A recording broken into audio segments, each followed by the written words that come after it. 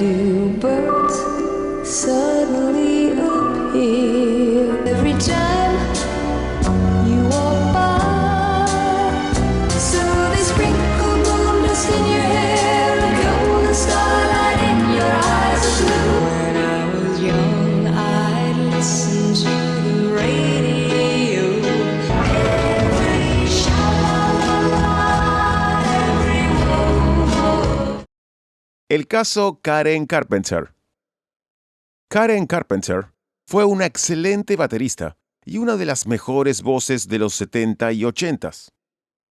Tuvo un gran éxito con su grupo, The Carpenters, que integraba junto a su hermano mayor, Richard. Sin embargo, detrás de ese éxito se escondían relaciones peligrosas entre los miembros de la familia, rencores, indiferencias y celos. Fue de los primeros casos públicos de problemas alimenticios críticos, cuando todavía no se sabía mucho de esos temas. Karen era una mujer preciosa, talentosa e inteligente, que perdió la vida de una manera terriblemente trágica. Sus últimos años, lejos del brillo de la fama, fueron de un dolor inmenso. Y lo más cruel, el dolor era provocado por su propia familia, con la que nunca pudo formar lazos reales de afecto mutuo. Solo tenía 32 años cuando partió de este mundo. Pesaba 37 kilos. Sin embargo, continuaba viéndose gorda y tratando de adelgazar. Fue ese deseo el que la llevó al final de sus días. Ese, y quizás otro más profundo, el deseo de ser querida. Esta es la historia de una música increíble que no pudo lidiar con sus problemas de autoestima creados, según muchos dicen, por su propia familia. Esta es la historia de una mujer que lo tenía todo, pero no pudo disfrutarlo porque sus traumas la persiguieron y aunque ella no comía, fueron sus fantasmas los que se alimentaron de ella hasta su último aliento. Antes de continuar con esta interesante historia, te pido por favor que te suscribas a nuestro canal y nos apoyes a seguir con más videos así. Hola, bienvenidos y bienvenidas a Historias de Famosos.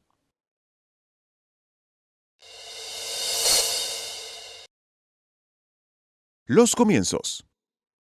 Karen Ann Carpenter nació el 2 de marzo de 1950 en New Haven, Connecticut, en una familia de clase media. Cuando vino al mundo, ya tenía un hermano de 3 años, llamado Richard Carpenter. Su madre se llamaba Agnes Tatum. Tenía 35 años y era la que dirigía claramente el hogar. Su padre era Harold Bertram Carpenter. Tenía 42 y era más bien el que obedecía a su mujer. Ambos eran metodistas. Agnes reinaba en la casa con cánones estrictos y exigentes. Tanto fue así que, según muchos creen, Karen se iba a pasar la vida buscando la aprobación de su mamá, que parecía una dama de hierro. Su padre, en cambio, a pesar de no ser muy cariñoso, compartía con sus hijos el amor a la música y juntos pasaban muy buenos momentos.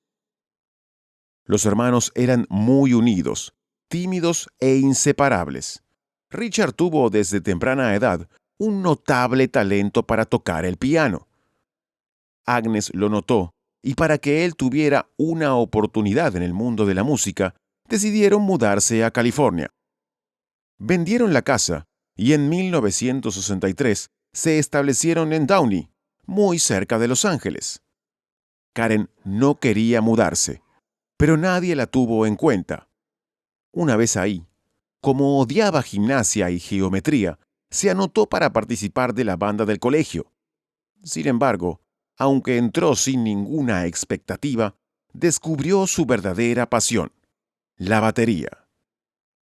Después de graduarse, se unió al coro Long Beach State, y todos descubrieron que además de una buena baterista, era una excelente cantante con una voz extraordinaria.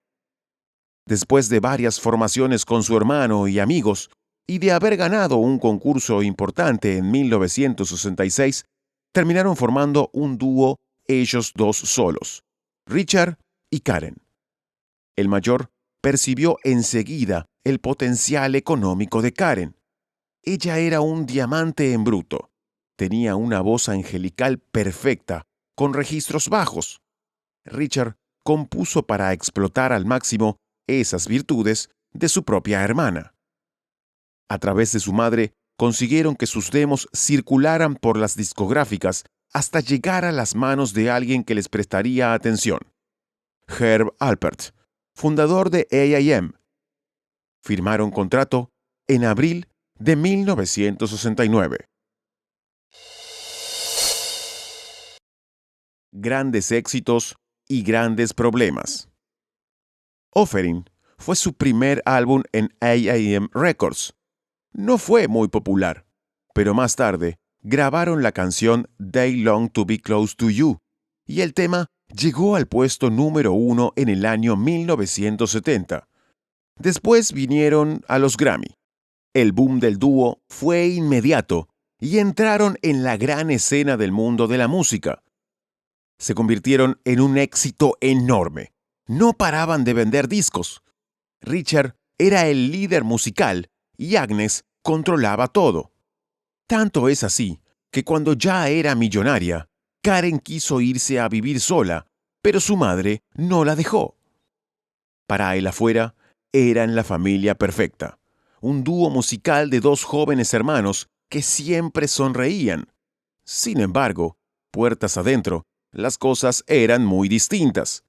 Richard se la pasaba tomando sedantes hipnóticos para combatir el insomnio y Karen estaba muy angustiada.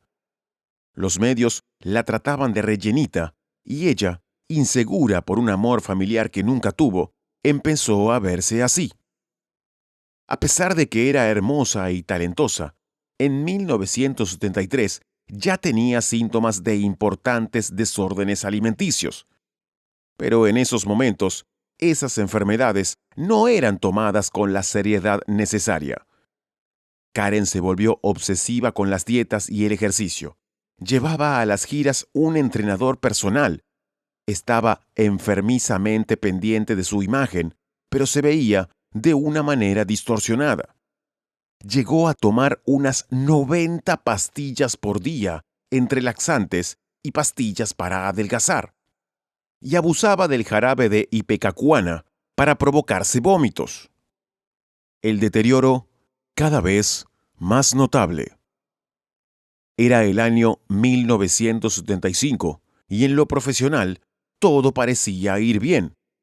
Los lectores de Playboy la eligieron como la mejor baterista del año.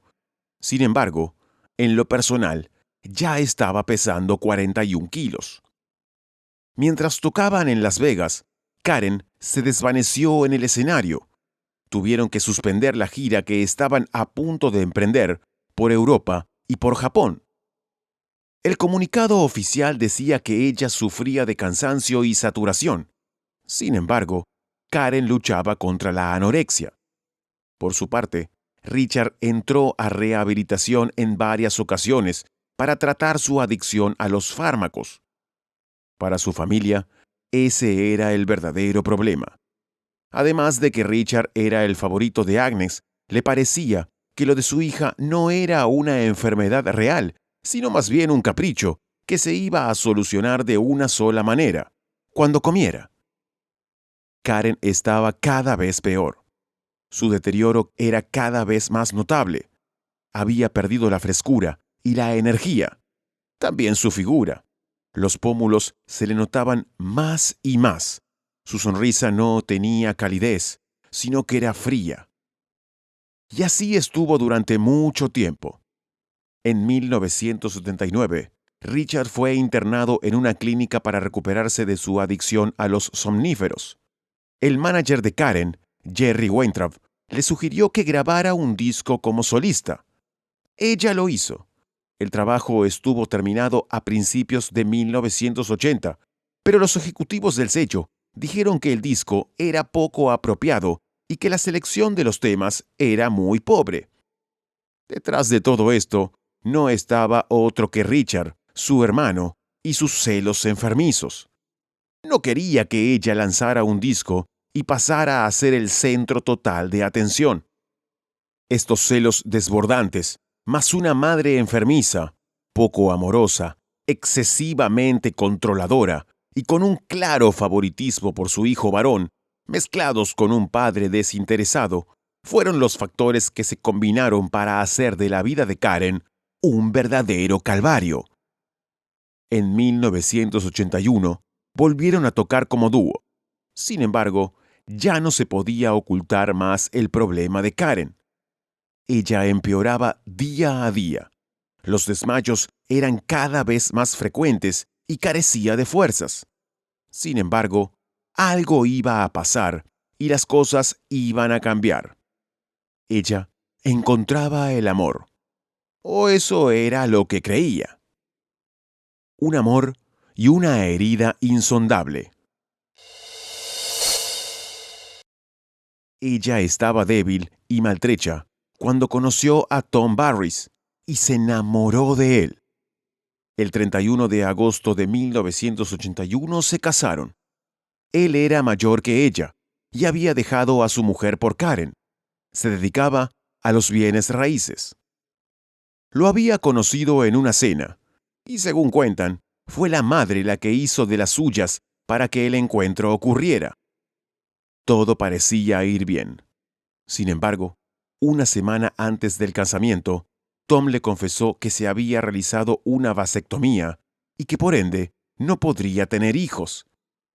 Karen se sintió engañada y traicionada. Quiso suspender la boda con el corazón roto, ya que uno de sus sueños era tener hijos. Sin embargo, la madre la convenció de seguir adelante porque ya habían mandado las invitaciones. Todos los medios estaban avisados, y si se cancelaba, el escándalo y la vergüenza serían enormes. Karen, para dejar contenta a su madre, accedió. Sin embargo, esto fue un error tremendo. Tom era un mal hombre, estaba tapado de deudas y se casaba por interés, para que la fortuna de Karen le arreglase la vida. La trataba mal y la criticaba todo el tiempo. Le decía que se le notaban todos los huesos. Se burlaba de ella cada vez que podía, en vez de darle una mano para salir de la tremenda depresión en la que se encontraba. Karen odiaba su cuerpo y a su marido, y él no la ayudaba, sino que por el contrario, le hacía peor. Nunca fueron felices. En 1982, un año después de haberse casado, terminaron separándose. El 20 de septiembre de ese mismo año, Karen iba a empeorar más todavía y tuvieron que internarla en un hospital de Nueva York. Ella casi no comía. Las energías la habían abandonado y algunos órganos empezaban a fallar. Por eso, tuvieron que hidratarla y alimentarla por vía endovenosa. Los médicos le aclararon a ella y a su familia que la alimentación por sonda solo la sacaba de esta crisis límite, pero que debía volver a comer normalmente. Se puso bajo tratamiento con un especialista en anorexia, de los primeros que hubo, aunque con el tiempo se descubrió que ese hombre no era médico. Se hacía llamar el doctor Levenkron. Sin embargo, él la trató. Como al principio ella no mejoraba, Levenkron pidió una reunión familiar. Esto tampoco tuvo sentido, porque todos los integrantes del clan Carpenter parecían haber vuelto a su etapa de negación y no terminaba de comprender la gravedad de la situación que estaba atravesando Karen. La minimizaban diciendo que Karen solo quería llevarles la contra. Levenkron les pidió a todos los miembros de la familia que le dijeran a Karen que la querían. El hermano y el padre fueron capaces de hacerlo. Pero Agnes, su madre, no pudo. Ni siquiera en esos momentos extremos pudo decirle a su hija que la quería. Nunca fue capaz de expresar amor. Con él siguió un tratamiento que mostró avances iniciales, pero que luego se estancó hasta que la cantante lo terminó abandonando. El principio del fin. El 16 de noviembre volvió a Los Ángeles, pero ya casi no se llevaba con su familia. Aparentaban normalidad, pero todo estaba quebrado. Sus vidas y sus relaciones ya no funcionaban, ni siquiera de la manera precaria en la que lo habían hecho antes. Karen no había podido superar sus problemas con la comida y con su enfermedad, y ésta continuaba haciendo estragos. Sus apariciones públicas eran cada vez menos.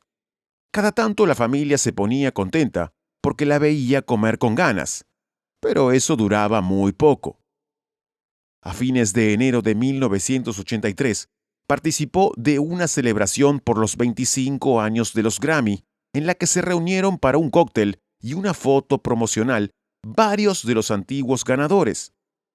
Karen llevaba uno de los premios que habían obtenido hacía 10 años y compartió la velada con grandes estrellas, desde Dick Van Dyke a Dionne Warwick, pasando por Ray Charles, Gladys Knight y Burt Bacharach. Karen les contó que estaba mejor.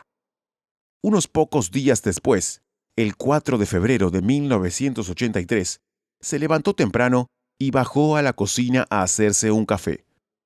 Volvió a su habitación para cambiarse.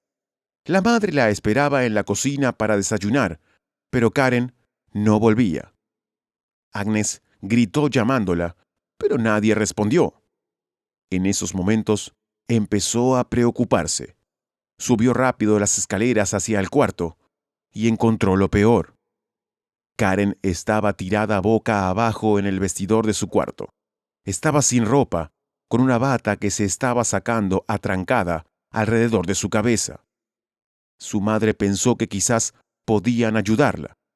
Ya había sufrido estos desmayos hacía poco y la habían podido alimentar con suero unas semanas atrás, y Karen se había despertado. Por eso, su madre se agachó e intentó despertarla, pero apenas la tocó, se dio cuenta de que esta vez era diferente. Los ojos de Karen estaban abiertos, pero en blanco, los labios resecos, y no parecía respirar. Los médicos llegaron pronto. Al revisarla encontraron el pulso. Todavía estaba viva, pero los latidos cada vez eran más débiles y se espaciaban más y más. La llevaron de urgencia al hospital, pero tuvo un paro cardíaco en la ambulancia y las maniobras de resucitación no funcionaron. Karen Carpenter tenía 32 años, medía 1,61 m y pesaba 37 kilos. Fue la primera gran celebridad que encontró su final a causa de la anorexia. Un gran problema expuesto. Como dijimos, cuando llegó el final de sus días, llevaba meses abusando del jarabe de ipecacuana, que además de vómitos, puede provocar envenenamiento con su uso prolongado. Como consecuencia de ese consumo ilimitado, sufrió un deterioro irreversible de su músculo cardíaco. Además, Karen se veía gorda, pero era un verdadero esqueleto. Sus padres rechazaron el informe forense. Dijeron que en el departamento de Karen no había rastros ni frascos vacíos de ipecacuana.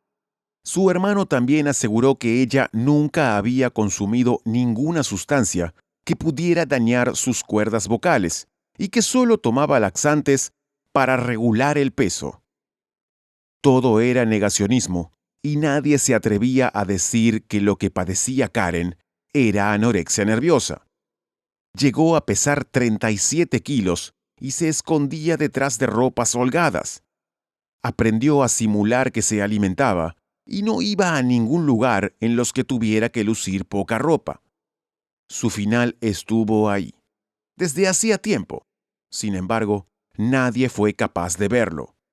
Su familia, claramente, estaba mirando para otro lado. El legado de Karen. Esta preciosa mujer fue una de las cantantes más emblemáticas de los años 70 y su voz angelical fue única. Su agrupación con su hermano, The Carpenters, tienen su propia estrella en el Paseo de la Fama, y en su momento fueron invitados por el presidente Richard Nixon a la Casa Blanca en agosto de 1972. Vendieron 100 millones de discos y colocaron más de 20 éxitos que llegaron al primer puesto del ranking del momento. Sin embargo, todo esto no alcanzó para quitarle a Karen la sensación de no haber sido lo suficientemente buena para su madre y para verse bien. Su triste final fue el principio y el llamado de atención acerca de estas enfermedades. El terrible hecho despertó conciencia en el mundo sobre los problemas a los que se puede llegar a través de los desórdenes de la alimentación, como la anorexia y la bulimia. Lamentablemente, su caso sirvió para que estas enfermedades salieran a la luz y dejaran de verse como algo vergonzante para quien las padecía. La lucha contra estos flagelos continúa hoy en día en todo el mundo. Don't you remember you told me you loved me, baby? Why do birds suddenly appear every time you walk by? So they sprinkle moon dust in your hair and golden starlight in your eyes of blue. When I was young, I'd listen to the radio. Every sha-la-la-la, every wo-wo. Hasta acá el video de la semana. Te pido por favor que nos des tu apoyo con tu suscripción. Si Dios quiere, nos vemos la próxima semana en esto que llamamos Historias de Famosos.